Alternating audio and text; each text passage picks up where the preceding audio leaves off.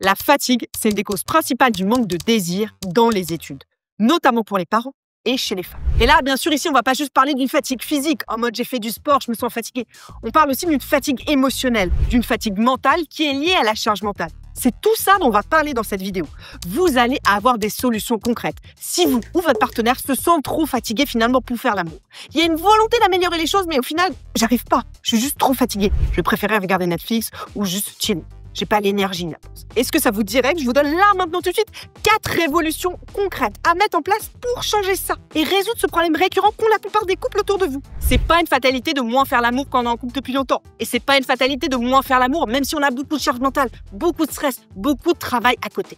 Le travail, les enfants, la to-do list à rallonge. Bien sûr que vous êtes fatigué, que vous êtes stressé. Mais là, je vais vous donner une solution. Et l'idée, ça va pas être juste de dire « dormez plus ». Oui, il y a plein de vidéos partout pour aider à mieux dormir. Ça, c'est pas mon travail. Moi, mon travail, c'est de vous aider à dire « ok, il y a cette fatigue, il y a cette charge mentale, mais quand même, on peut avoir une vie intime géniale ». Alors, le premier point, c'est quoi? C'est si jamais on attend d'avoir de l'énergie et d'être en forme et d'être plus stressé et d'être reposé pour faire l'amour, vous vous en doutez, ça va pas arriver souvent. Ou alors qu'en vacances, comment on fait pour que dans le quotidien, ça arrive? La première révolution, c'est de changer de paradigme. Je vais voir les choses d'un autre point de vue et je vais voir comment ça va tout transformer. L'idée reçue fausse qui est derrière ça, c'est que la ça consomme de l'énergie. Donc, je suis obligée d'avoir une haute batterie d'énergie pour pouvoir faire l'amour. Parce qu'en fait, ça va m'en consommer. Donc, si j'en ai déjà pas assez, eh bien, je vais pas vouloir utiliser cette allocation d'énergie pour ma vie intime. Et quelque part, ça semble tout à fait logique. Donc, je vais d'abord essayer de la remonter en me disant, je vais d'abord remonter mon énergie et quand j'en aurai plus, je pourrai faire l'amour. Mais est-ce que c'est vrai, ça? C'est vrai uniquement dans une forme de sexualité. Quand on fait l'amour d'une façon un peu machinale, un petit peu déconnectée. Oui, dans ce cas, ça prend de l'énergie. Mais quand on fait l'amour d'une façon connectée, que ce soit à soi et à l'autre personne, vraiment, pour de vrai, c'est quelque chose qui donne énormément d'énergie. Donc, plutôt que voir ça comme quelque chose qui va vider votre batterie, vous allez voir que ça va monter votre batterie d'énergie. Concrètement, pour de vrai, vous allez avoir plus d'énergie pour votre travail, vos enfants, votre passion, votre couple, tout ce que vous voulez. Vous allez recharger votre énergie et vous allez même avoir besoin de moins dormir parce que ça va être quelque chose de nourrissant. Et vous savez très bien que l'énergie, c'est pas juste quelque chose qui se recharge en dormant. Parce que la fatigue, c'est pas juste une fatigue physique qu'on ressent dans notre monde. C'est une fatigue aussi qui est émotionnelle et mentale. Réfléchissez à quand vous faites des choses que vous aimez. Vous allez dîner avec vos amis, vous allez danser, vous allez faire votre passion. Est-ce que là, d'un coup, vous n'avez pas plus d'énergie après? Eh bien, faire l'amour, ça peut être exactement la même chose. Donc, dites-vous qu'une épanouie peut vous donner un boost d'énergie qui va nourrir toute votre vie. Et ça, je vous assure, ça va tout changer. Donc, la première chose à faire, c'est se dire, OK, je vais changer de paradigme. Oui, je conçois que faire l'amour, c'est quelque chose qui peut me recharger plutôt que m'épuiser. Rappelez-vous, il y a sûrement des fois où vous avez fait l'amour, après, vous étiez là, allongé, vous avez dit, franchement, en fait, je devrais faire ça plus souvent. Plein de fois, je reçois des témoignages de ça. De gens qui me disent, en fait, j'ai du mal à démarrer, puis très souvent, après, quand c'est fini, je me dis, je devrais faire ça plus souvent, c'était sympa en fait. Je me sens bien. Rappelez-vous tous ces moments où vous avez fait l'amour et après, vous vous êtes bien senti. Vous étiez plus apaisé, vous avez plus d'énergie. Donc, vous avez déjà dans le passé des preuves de ce que je suis en train de dire. Et toute ma chaîne, tout mon travail est là pour vous aider à avoir cette épanouie et aller chercher tout ce qui va nourrir et faire que l'expérience, elle va vraiment recharger vos niveaux d'énergie. Ça, c'est la première révolution. Faire l'amour peut donner énormément d'énergie. Et je vous ai pas dit, j'ai sorti une masterclass pour les couples. Si ça vous intéresse, pour avoir une vie intime ultra épanouie et la garder longtemps. J'aborde la fatigue, mais aussi plein d'autres sujets qui vont faire votre révolution intime pour faire beaucoup plus l'amour et beaucoup mieux avec quelque chose de connecté, sans avoir à changer de partenaire. Regardez la masterclass, c'est en commentaire. La deuxième révolution qui est ultra importante, c'est de vous demander qu'est-ce qui est important pour vous.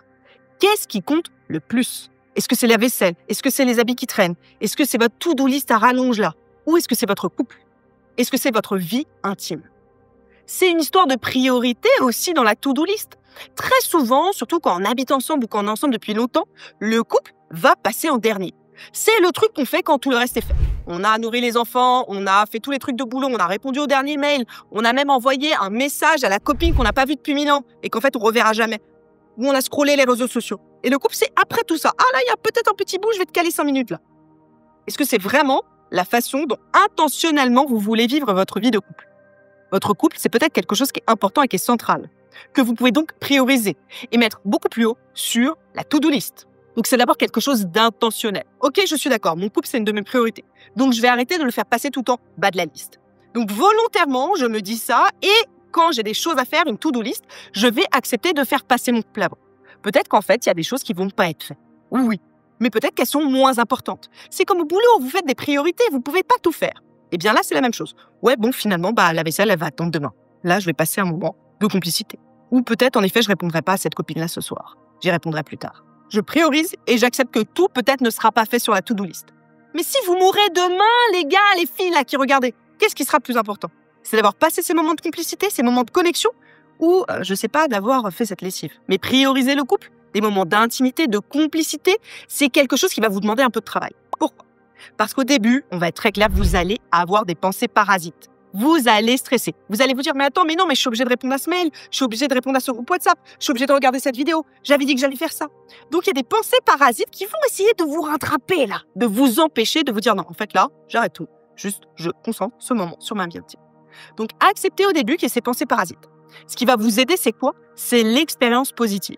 Plus vous allez vivre des moments de complicité, d'intimité, de connexion qui vont bien se passer, ou après vous allez être allongé en faisant « Ah ouais, franchement, c'était sympa, je devrais faire ça plus souvent », plus ça va nourrir un cercle très vertueux qui va vous donner envie de recommencer et vous dire « Oui, bon, en fait, c'est une très bonne idée de prioriser ». Et finalement, tout le reste, il se fait comme eux. Et là, il y a des outils que vous pouvez utiliser pour vous aider, notamment la méditation ou faire des petits exercices de respiration pour faire comme un sas et passer du monde du travail, du monde où vous êtes dans votre to-do list, à l'espace de l'intimité, du couple, de la connexion.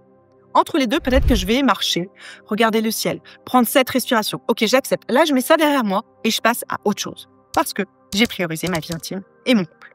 Ensuite, je vous entends là. Il y a une troisième révolution qui est importante.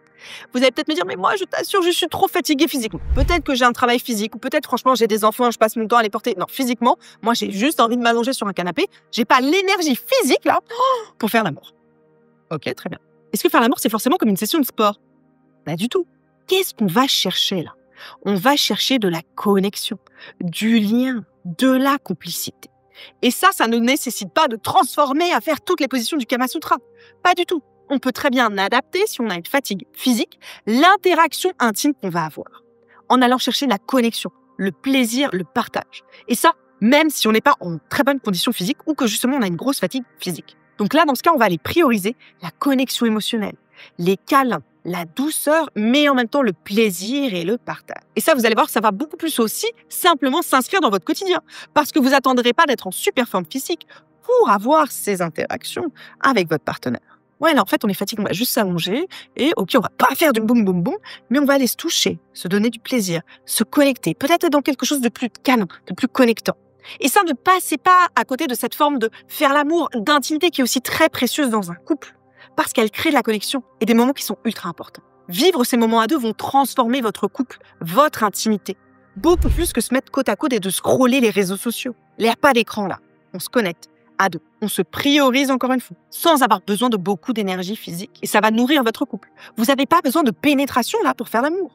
On peut être juste dans la douceur, dans la sensualité, mettre nos peaux corps à corps comme ça et se toucher, se blottir et sentir qu'on est connecté. Ça aussi, c'est faire l'amour. Ça aussi, c'est fondamental pour nourrir le couple. Et la dernière évolution que j'ai envie de vous partager là, pour aller encore plus loin et attaquer cette fatigue et vous aider dans votre couple, qu'est-ce que c'est? C'est de planifier des moments d'intimité.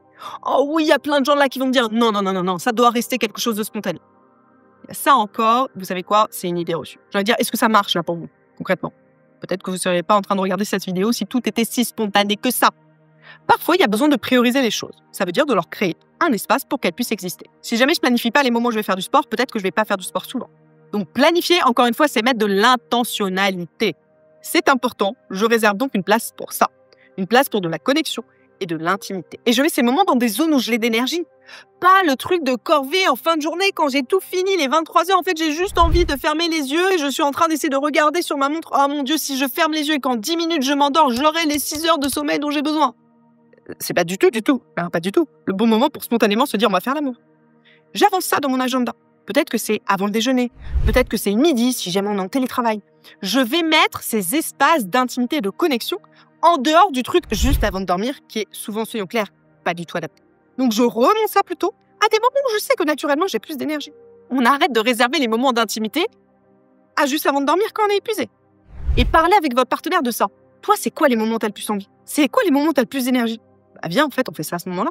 Et ça marche même si on a des enfants. Vos enfants, ils vont pas se coucher à 23 heures, j'imagine. Donc peut-être que les enfants sont couchés, plutôt que commencer à tout ranger partout, on va d'abord passer un moment d'intimité, de connexion, et puis on rangera plus tard.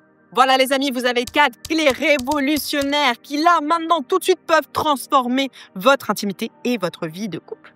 Vous pouvez les mettre en place ensemble ou une par une. Mais surtout, discutez-en avec votre partenaire. Partagez-lui la vidéo. Comme ça, vous allez en équipe, ensemble, trouver des solutions. C'est possible de changer ça. C'est gratuit, c'est accessible à tous. Et c'est pour ça que je vous le donne. Parce que c'est mon engagement, ma mission de vie, de vous aider tous là à avoir une épanouie, à prendre et donner beaucoup de plaisir. Et que ça soit vraiment accessible à tous, gratuitement. Parce que le plaisir, c'est un droit humain fondamental. Et les amis, je suis là pour vous le donner. Merci beaucoup.